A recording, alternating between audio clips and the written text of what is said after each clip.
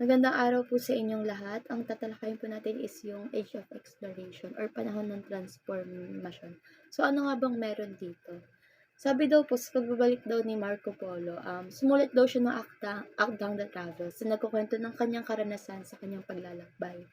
So masasabi natin na siya daw yung unang travel vlogger natin. So, ang motibo daw sa pagsisimula ng panahon ng pangangalugad ay maaaring ilarawan sa tatlong salita: ang God, Gold, at Glory. So una, ang gold.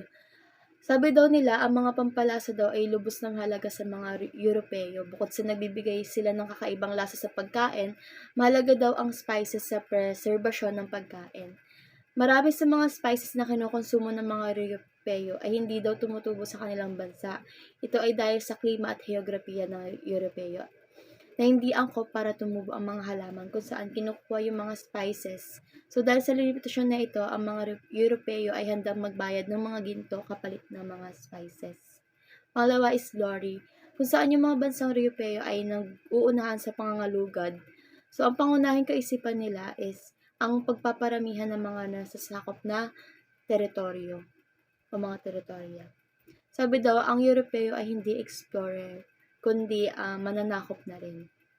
So, pangatlo naman is yung God o pagpapalaganap ng relihiyon. Sabi daw nila, ito ay sinasagawa sa pamamagitan ng pagpapadala ng misyonaryo na mag-iimpluwensya o magbibigay edukasyon o kung kinakailangan ay dahas.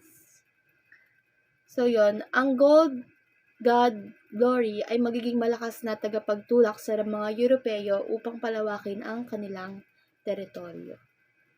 Yun lamang po, maraming salamat.